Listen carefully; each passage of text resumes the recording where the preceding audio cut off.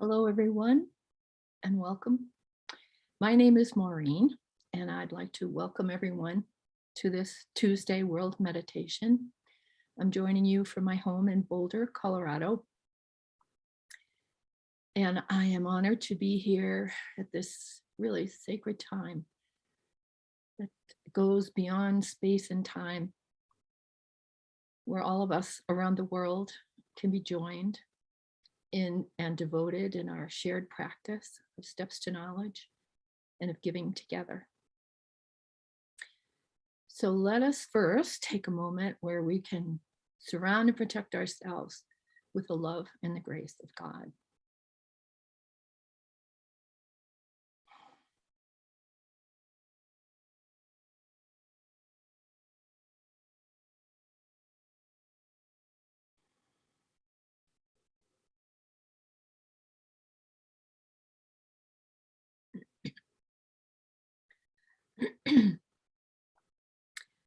Nasi Novari Kara.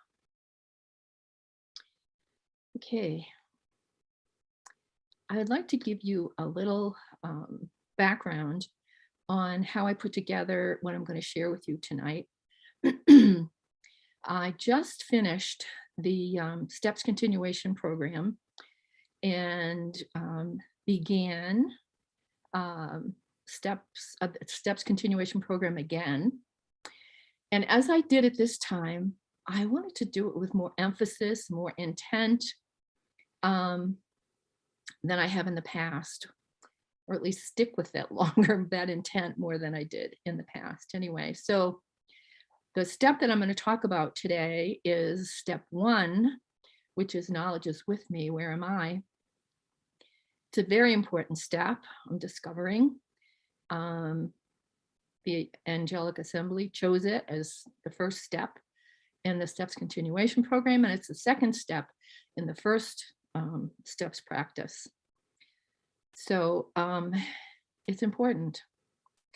Anyway, so before I read that step, I wanted to just say that when I started it out, I read it and was with it and did what it said. And the next day I went back and I did it again, and I saw something a little bit different. And then I did it again, and next day and again and again. And each time I did it, I tried to really have intent, and I ended up practically underlining everything in the step.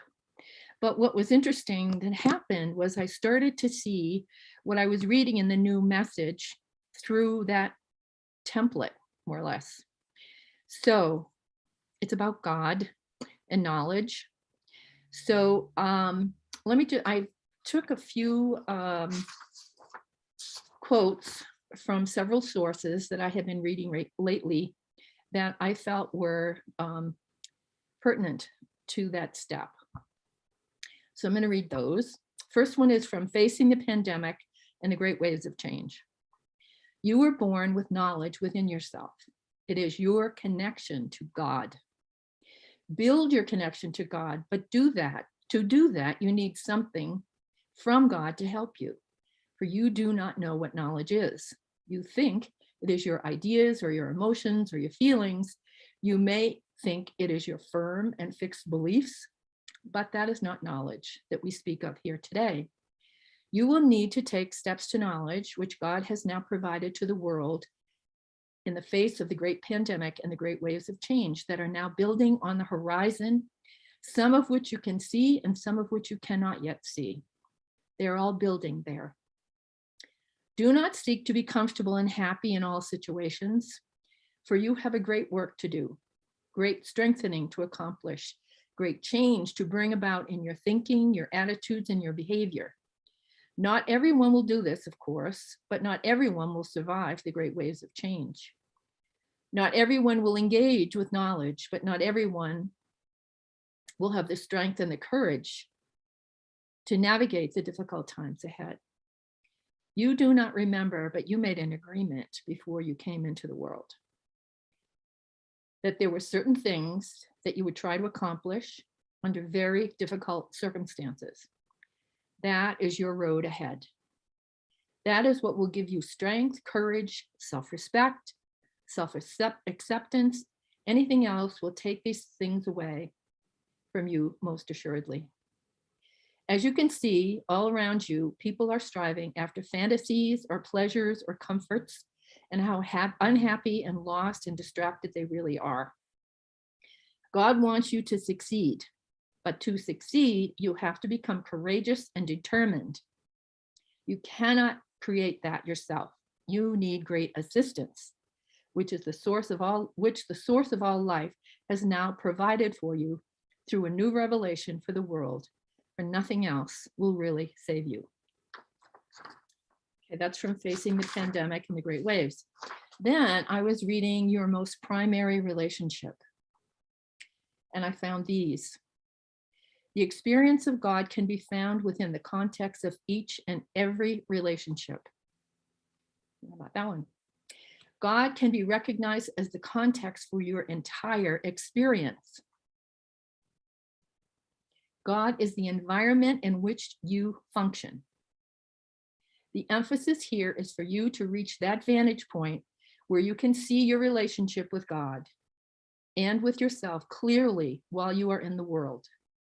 It is from this vantage point that you will be able to see the relationship of all things. That was from Your Most Primary Relationship in Relationships in Higher Purpose. Next is from The Great Turning Point for Humanity. You have no idea what you are facing or the strength that you carry to respond to it.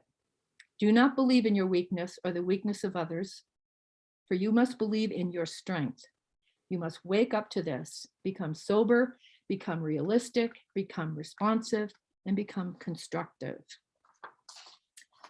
So that's from The Great Turning Point. And now I want to read you the step with those things in mind.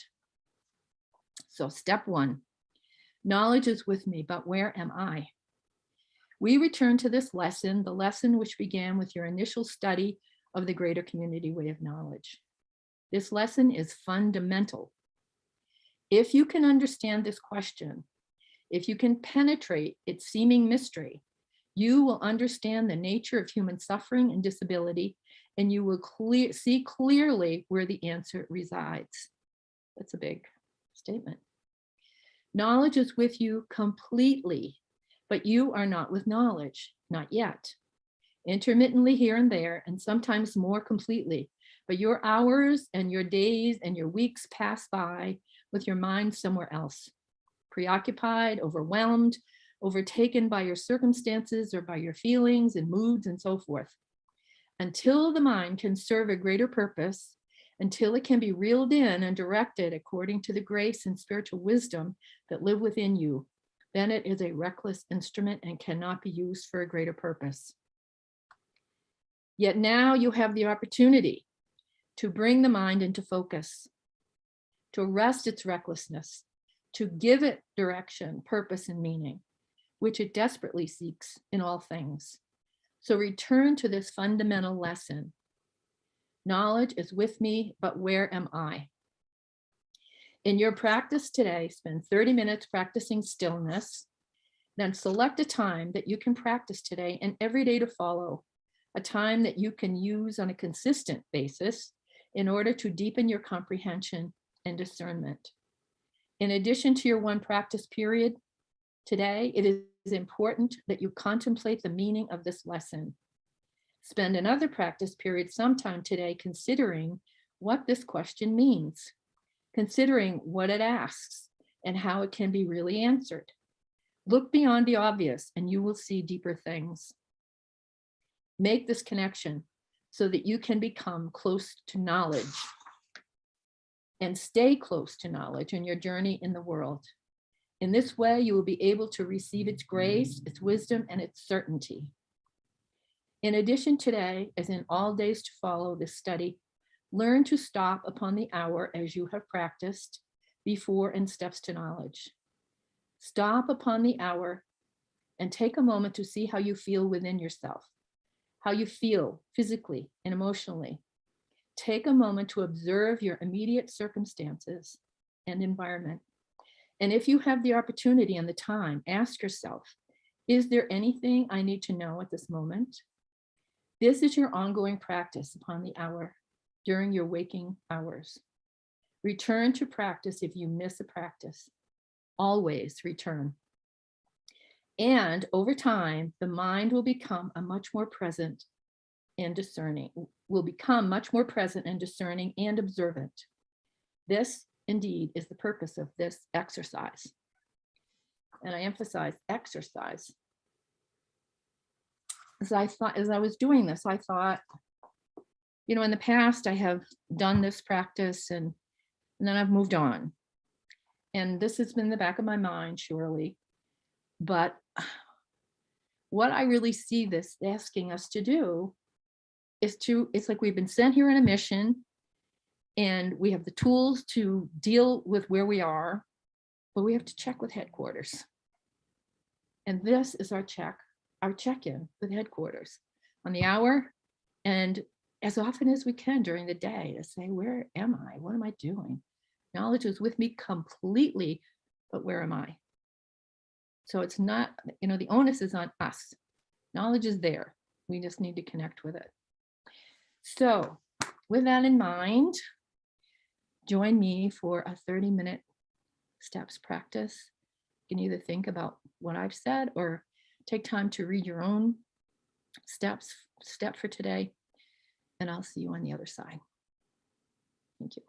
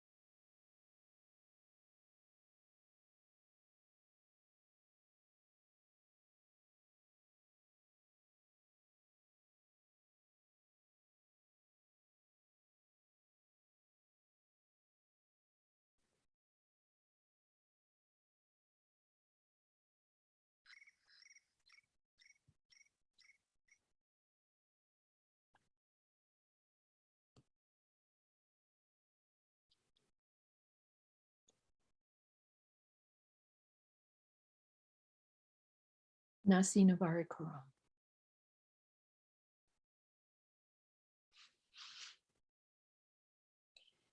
Now, while we are in this state of stillness and receptivity, I would like to read from the New Messenger book, the chapter, part of the chapter on the prophet. In a sense, the times to come are the fruits of humanity's labors, the bitter fruits of deception and conquest, of greed and ambition, of the misuse of the world and humanity. A humanity who cannot control its passions, its population, its ambitions. Humanity who cannot think ahead for the future, who will use up everything right now, will spend its natural inheritance thinking that it is endless and cannot be exhausted. And what will humanity do? How will it adapt and survive? And what will it face in the universe around it, of which humanity knows nothing, projecting only its wishes and fantasies? How will humanity find the strength and the commitment to cooperate and to unite for the preservation of civilization? How will humanity prepare for a greater community of life that is not human and that does not value the human spirit? And how will humanity determine its friends from its foes in the universe, as many come bearing gifts and secret plans? And how will the individual, how will you find the real purpose that has brought you into the world? A purpose that exists beyond your intellect, your ideas and your plans and goals. And who will clarify religion to bring forth its essence, its fundamental teaching and purpose? Who can separate the goal from the dross? Who can see that humanity is at the great threshold of emerging into a universe that will be unlike anything that you can now comprehend? If you are honest, you will see that you do not have an answer to those questions. You do not even have an answer as to how you will find your true path and the strength to follow it. At this moment, there are only a few adept individuals, even fewer teachers, who can offer you this, but they know nothing of humanity's future and the great change that is upon the world. Here you must have humility and tremendous self-honesty, or you will think that you know when you do not know. You will rely upon assumptions that have no basis in reality. You will see all of this as messengers begin to emerge from obscurity. You will see all of this as the messenger begins to emerge from obscurity, where he has been kept back for decades, receiving the new message from God. You will see the denial, you will see the ridicule, you will see the disbelief and the repudiation. People will cling to their old religion, afraid of what God might reveal now. Underneath all of this denial and rejection is fear. Fear of life, fear of the future, fear of change, fear of revelation. People have committed so many grievous acts against themselves and others that they are now afraid that God might speak again. But they will hide this fear behind their pride and their assumptions and their beliefs. They will hide in their state houses and in their mosques and in their temples and churches. The messenger has no better chance of being received than the great messengers of the past. His advantage is that his voice can be carried around the world. His benefit is that he has spent 25 years receiving the new message from God in its pure form, and once presented, it cannot stop. The power and the wisdom of this message surpasses human understanding and will resonate at the deepest levels of the individual's heart and soul. But if people do not know their heart and soul, then the message will not find its true recipients. Humanity must repent. It must change. It is blindly following a path of self-destruction, where it will be vulnerable not only to its own devastating behaviors on Earth, but to intervention and manipulation from beyond. The Earth is too valuable for conquest. And so the attempt at control will be subtle and persuasive, speaking to humanity's greed, ignorance, and superstitions. It is this great vulnerability that the prophet will speak of. He has been given the words and the message. The message is so great and huge and so encompassing that there will be no room for human confabulation and human invention and manipulation of the pure message. But it will take time, for people are dead to their own knowledge, the deeper intelligence that God has placed within them. They are dead to themselves, driven, rushing about, feverishly trying to survive or to fill their desires, caught up in the drama of everyday life. So, the first to respond will be those who are feeling the stirring. They have been already called, but they do not know what they are being called for. They are discontented and distressed because they know there is something greater for them, but they cannot find it. They cannot find it in their culture, their religion, their family, their ideas. They cannot find it in politics or social movements. They're being stirred by the greater power of God. They are preparing themselves for the revelation, but they do not see this yet. Humanity thinks one way, but life is moving another way. So the prophet is speaking to the dead and the dying, to the deaf and to the blind. But his words will reach into the minds and hearts of those who have been stirred, who are not content to base their lives on old values and assumptions, old beliefs, institutions. They are being stirred to awaken out of a deep and dreadful slumber. The prophet will speak to them. His message will be presented to the world to call them. They will be the first to recognize and respond to the revelation. The prophet is not here to be exalted. He will not perform miracles to impress people. He will not be so sensational that people will be blinded by him, for all that is foolishness and has never been the case with God's new messengers, real messengers. Only the stories that were invented after the passing of the messengers, after the messengers were destroyed by their own people, their own cultures, were the fantastic tales created. But it is never the real life of the messengers, you see. The tales are created, the miracles are invented to persuade the unknowing, to intrigue those who cannot on their own recognize the reality of revelation.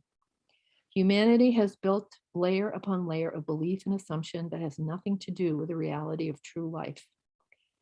Like the great temples of old, they have become encrusted, overlaid with beauty and decay. Where will the new revelation then be received in such an environment? Clearly, the messenger alone cannot bring a new message from God into the world. So those who are being stirred now must assist him. They must learn of the new message. They must study it. They must apply it to their lives. They must take the steps to knowledge within themselves and find the greater voice, the power that God has given to them, which are waiting to be discovered. The messenger is here to empower people, to renew their ancient ties of knowledge, and to equip and prepare them for the great waves of change that are coming to the world. So let's take a moment and be with the messenger, because that's what he is facing, that's what we are facing. That's our challenge.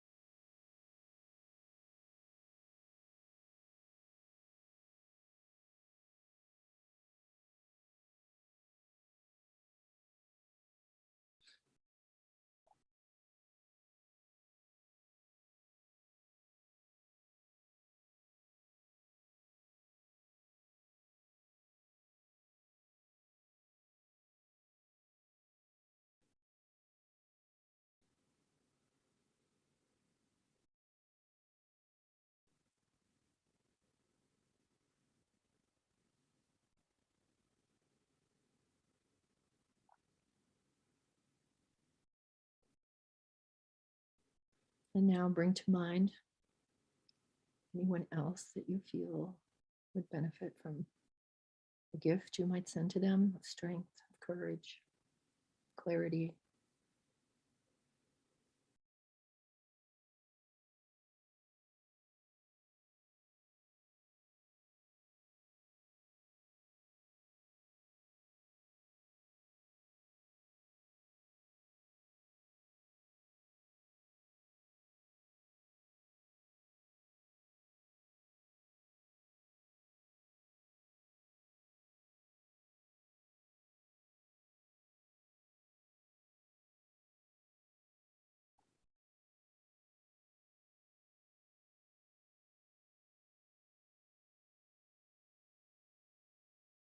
Nasi Namarai Girl.